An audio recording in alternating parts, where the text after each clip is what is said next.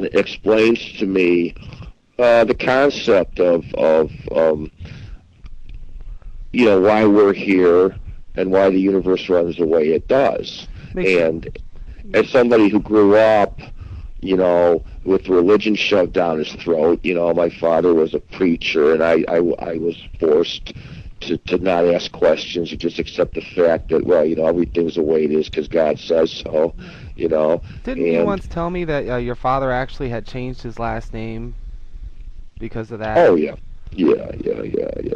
My original name was Berwick, wasn't it? Yeah. His last name was Berwick, and he didn't want the word bar in his last name, so he changed it to Berwick. And isn't that something? But he's got a son who's a bar singer, basically. That's what I do. I sing in bars. So that probably, I don't know whether that keeps him awake. I think he's accepted it. I was gonna say if he's ever heard Hello Hand, but it's like even that song you explained it. I don't know if they are. You know what? I don't know if my parents really listen to my albums. You know what I mean? I mean they do. They have them, but it's like not everybody really listens, or they might not. But with it might have. It might have passed them by, or perhaps they choose not to comment on it. But this last one, Jack? Oh yeah. But this last one, it runs pretty deep. As far as just raw emotions, and it, like you said, it has a hard rocking beginning. But even that,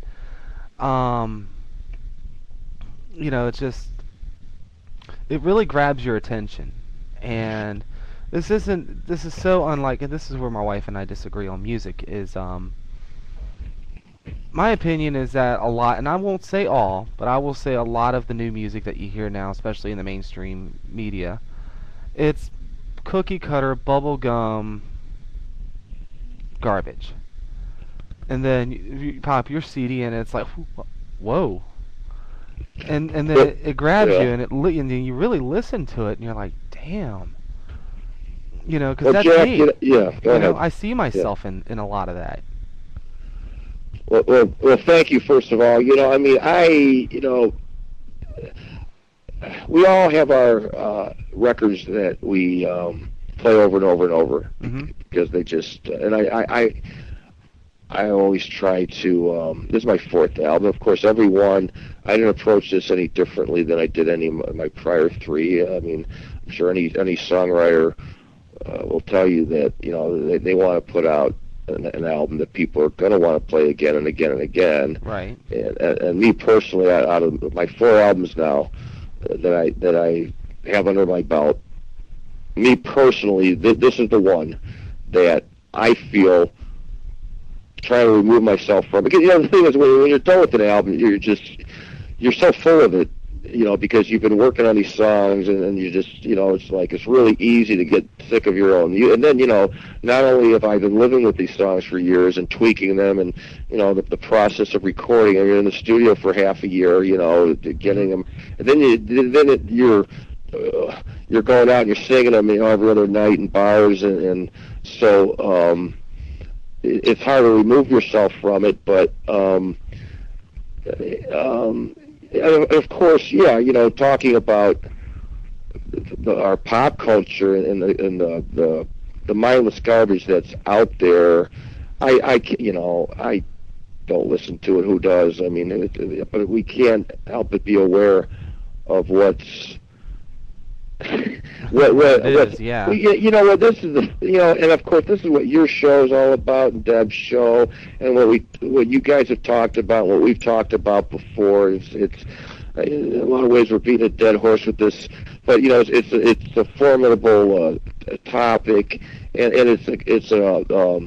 it never ceases to amaze me. It's a great study in sociology and the human condition and our pop culture and the mental depravity of America and art and sometimes you wonder, chicken or egg. Is it like, okay, like radio claims that they're given Americans what they want to hear. And I don't believe that. I don't really. Neither do I. I hold. I don't think Americans are that stupid. Many of them may be, but I honestly believe that if you give people a choice, if you give people something new, they're gonna embrace it, perhaps, unless it totally sucks. But I mean, why do when I get in my car, I keep the radio off most of the time, and every time I go, well, shit, I want to listen to something. I forgot to bring CDs with me. I want to listen to something just to keep myself awake at the wheel. And every time I say, okay, I'm gonna give radio a shot here. I turn it on, and then I'm reminded as to why I feel like, the words of the Who, won't get fooled again. I just got fooled again, because I'll turn on the fucking radio, and there's, they're still playing Boston, and they're playing fucking, old Zeppelin, and it's like, goddamn, they're playing the same music that they've been playing all my life. It's like you would think that there's no other bands except these same 40 bands, and it's like, Jesus Christ, play some new music, but they don't, because it's all about selling advertising, and the radio programmers continue to have this mentality that if people are challenged, that if they play adventurous music, cutting edge stuff, that they try to break new, and the people aren't able to sing along right out of the gate, then they'll change the channel until they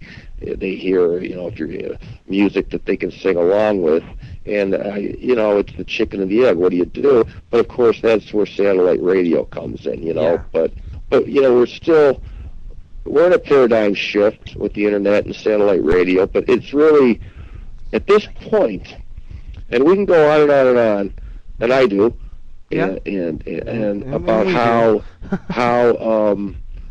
the power is in the hands of the independent artists, and we can do all the things now that the major labels never wanted us to be able to do. And this is all true, and I use all these modern technological tools to keep my musical career going. But it's pretty sad, though, because the commercial monopoly still does have its hooks deep enough into where they still are force-feeding us. Because all you got to do is watch these pathetic award shows. Oh my God. And let's face it, Jack. More people are watching these goddamn award shows than are listening to your radio show, or that are going on to my website, listening to my music. We still can't compete because they've got the money. So I was watching that American Music Awards show a couple of weeks ago. The only reason I was watching it was because my daughter was watching it, because, right. And that's, and I was hanging out. I was hanging out with, hanging out with my kid, and I was trying to stomach it, and there's Justin Bieber winning Artist of the Year, and there's, the fucking Black Eyed Peas and Rihanna and all these goddamn fucking idiots, they're all writhing around, dancing around, shaking their asses, all this fucking ghetto music, and this bullshit, and it's like, don't forget your friend Taylor Swift. And I'm just sitting there like, Jesus Christ, it's like, okay, I guess I sound like my parents did, I was like, oh, this shit you kids listen to, but let's face it, I grew up listening to the Beatles, the Stones, the Who, great singer-songwriters, and the kids now, they're growing up listening to this ghetto rap and goddamn hacks like Justin Bieber. What is this about? But basically it's Disney, and it's McDonald's. It's McDonald's marketing. The same kind of marketing concept that sells bland hamburgers by the billions is still what controls our pop culture. And the same thing. That's why magazines like People and Us are still dominating. They're still going to sell more than these underground music magazines that you'll see at Borders and Barnes and Noble. You know, and there are some good musical magazines out there trying to get the same sort of distribution, talking about, and I get reviewed in some of these, you know.